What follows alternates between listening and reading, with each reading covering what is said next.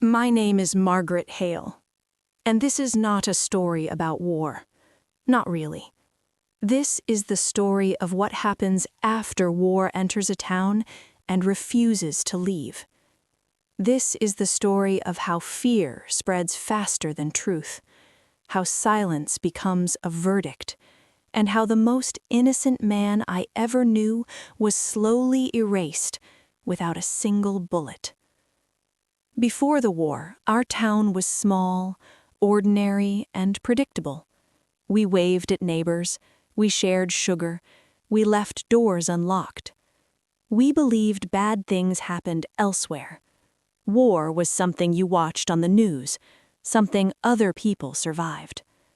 Until the letters came. At first, letters were hope. White envelopes, carefully folded pages, familiar handwriting. Mothers kissed them, wives cried over them, children memorized every word. Then the black letters came. No handwriting, no warmth, just official language. Cold, final, merciless. Black letters didn't just bring death, they brought suspicion. His name was Richard Hale.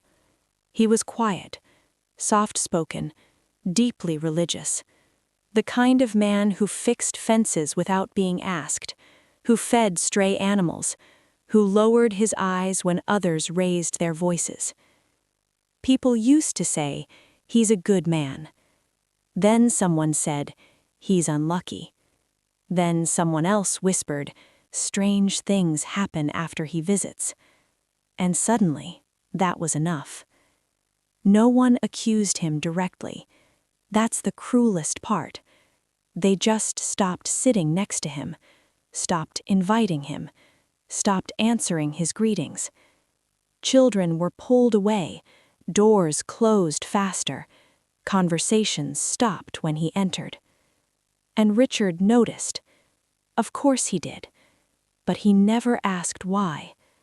That's what still hurts. He never defended himself, never shouted, never demanded explanations, never said, "I didn't do this."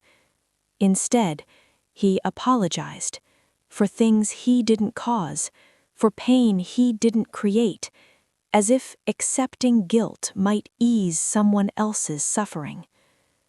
There was a woman in town named Helen Carter. She lost both her sons.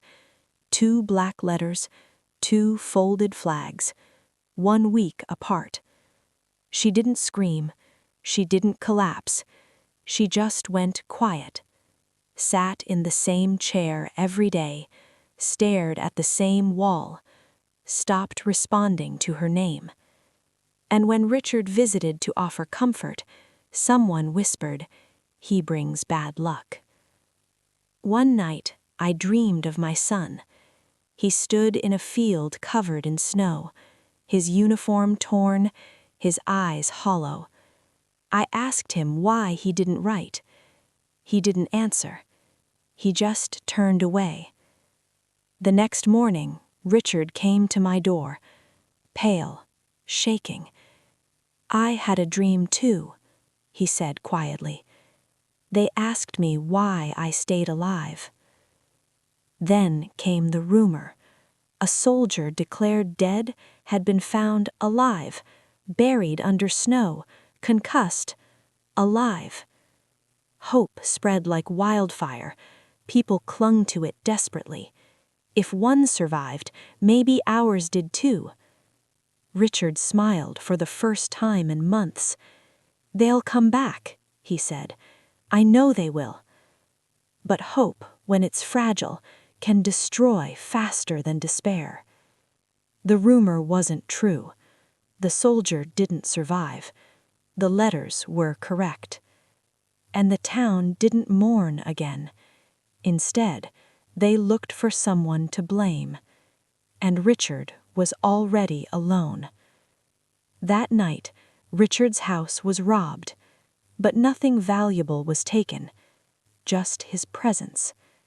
He left a handwritten note, messy, simple, and honest. I am not cursed. I never was. I am leaving so you can breathe again. He tied his only goat to a poor woman's porch and disappeared. Days later, the truth arrived, confirmed, stamped, final. Both soldiers were dead. No mistakes, no miracles, no one to blame. Except there was no Richard left to hear it. We looked for him. Train stations, shelters, churches, hospitals. Nothing. Someone said they saw him buying a one-way ticket. Someone said he prayed before boarding. Someone said he cried. I don't know which is true. I only know he never came back. War didn't kill Richard. People did. With silence, with fear, with cowardice. War teaches people how to survive, but it also teaches them how to abandon the innocent. Be careful who you label. Be careful who you isolate. Be careful who you make carry your grief, because the quiet ones often hold the most humanity. And when they leave, you don't get forgiveness.